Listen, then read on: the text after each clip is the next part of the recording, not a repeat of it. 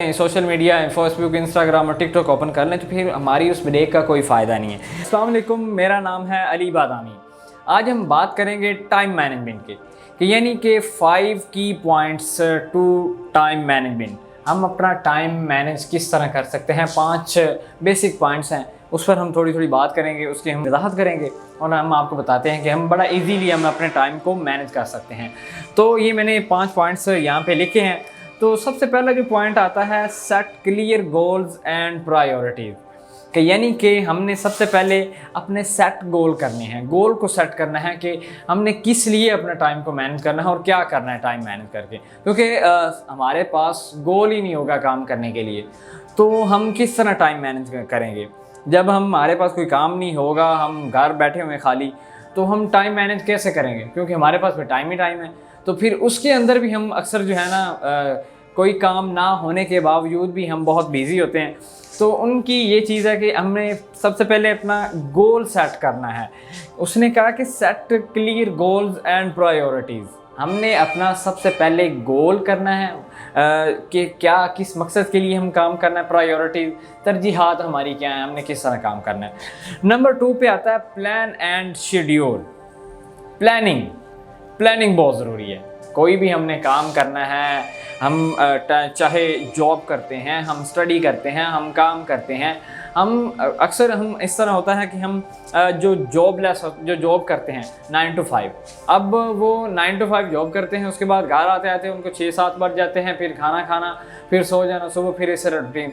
उनके पास अपनी फैमिली को देने के लिए, अपने बच्चों के लिए, अपनी स्टडी के लिए, सेल्फ के लिए कोई उनके पास टाइम नहीं होता है। यही तो सबसे बड़ा मसला है कि हमने उसमें से अपना टाइम मैनेज करना होता है कि यानी प्लानिंग एंड शेड्यूल। हमने प्लान करना है कि हमने किस टाइम क्या करना है, और उसके अंदर हमने जो हमारा रूटीन होती है दिन की, कि हमने जॉब इतने बजे तक हमने जॉब करना है, इतने बजे तक हमने बुक रीडिंग करनी है, इतने बजे तक हमने फैमिली को टाइम देना है। तो हमने ये शेड्यूल बनाना है। शेड्यूल क्या होता है? अब शेड्यूल हम बनाते हैं, डे का भी बन जाता है शेड्यूल, कि यानी हमारा सुबह से लेकर शाम तक क्या शेड्यूल होगा। अब इसको करते हैं वीकेंड भी, वीक पे भी वीकली शेड्यूल भी बनता है, मंथली शेड्यूल भी बनता है, ईयरली शेड्यूल भी बनता है, कि यानी हमने एक हफ्ते के अंदर अंदर हमने यानी कि हमने एक गोल सेट किया, प्लान किया कि मैंने एक बुक पढ़नी है। तो पहले हमने उसका शेड्यूल बनाना है कि मैंने डेली के कितने पेजेस पढ़ने हैं। तो वो शेड्यूल हम बना लेंगे कि हफ्ते के अंदर मैंने अपनी बुक मुकम्मल कर रहा हूँ, तो वो शेड्यूल हमारे पास होगा। 2 हफ्तों का हमारे पास इतनी बुक्स होंगी, मंथली होंगी, हमने 10 बुक्स ख़त्म करनी है, 2 कर लें, 3 कर लें, जितना हम मैनेज कर सकते हैं।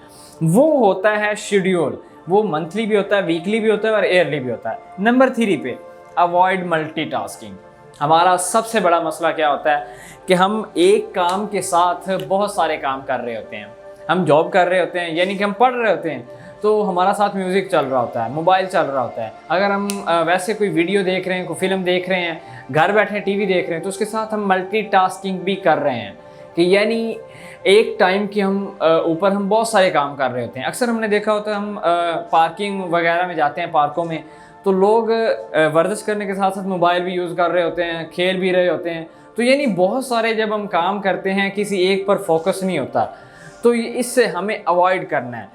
तो ये होती है अवॉइड मल्टीटास्किंग, यानी कि हमने जो भी काम करना है, एक काम करना है, ठीक है। हमने मल्टीटास्किंग नहीं करनी है कि एक काम के साथ हमने बहुत सारे काम करना है। पढ़ाई है, उसके साथ भी हम काम कर रहे हैं, हम जॉब है तो फिर हमें जो भी मौका मिलता है हम उसको बुला भी रहे होते हैं, बातें भी कर रहे होते हैं, गाने भी सुन रहे होते हैं, तो उनके साथ बातें भी कर रहे होते हैं। तो ये सबसे बड़ा मसला होता है।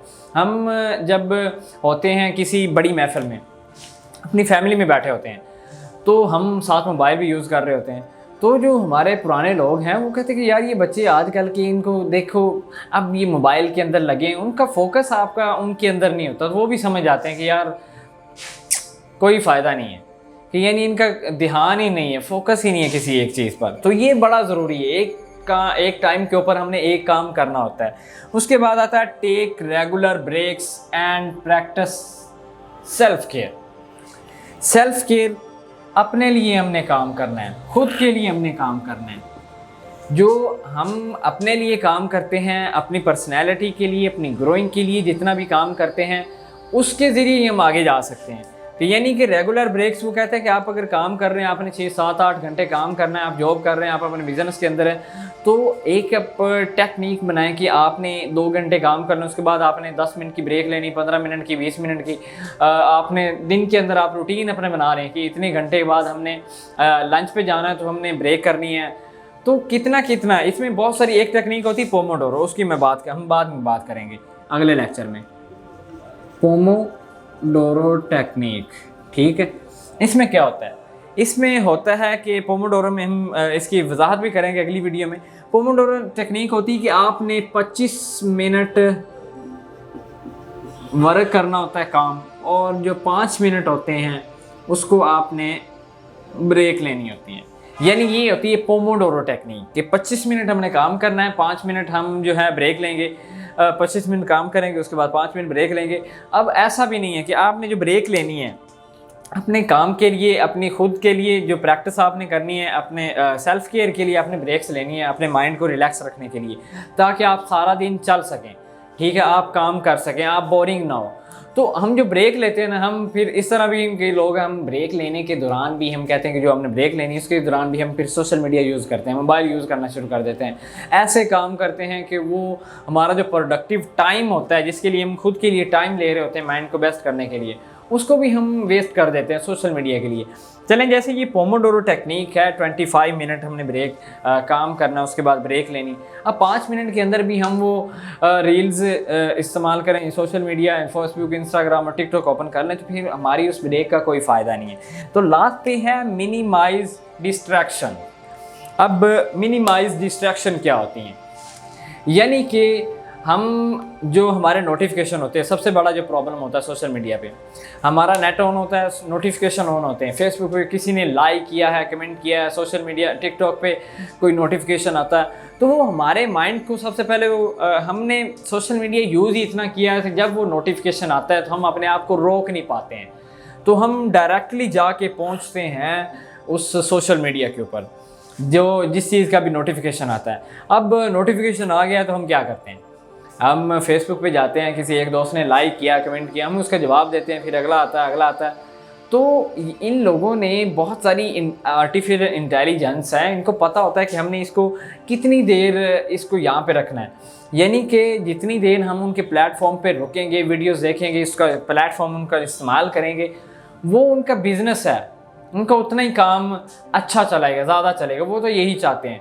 तो हमारा माइंड एक ऐसा, हमने उसको सिग्नल दे दिया इस तरह का, तो वो हम वहाँ पे अपना टाइम मैनेजमेंट जितना भी कर लें तो वो हमारा टाइम सारा वेस्ट हो जाता है।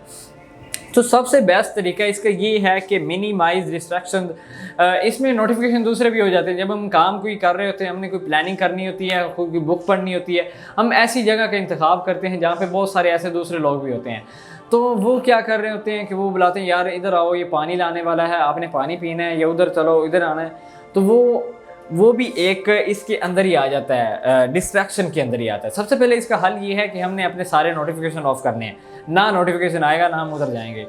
उसके बाद हमने अपनी जो जगह डिसाइड करनी जहाँ पे हमने काम करना है, वहाँ पे इस तरह की डिस्ट्रैक्शन नहीं होनी चाहिए किसी भी किस्म की, कि जिसकी वजह से हम उसके ऊपर काम नहीं कर सकें। तो ये 5 पॉइंट्स हैं इसके, हमने इसकी हल्की हल्की वजाहत भी की। तो मैं उम्मीद करता हूँ कि ये पॉइंट्स आपको समझ लगे होंगे। तो इंशाल्लाह अगली वीडियो तक के मुझे इजाज़त दीजिएगा। अल्लाह निगहबान।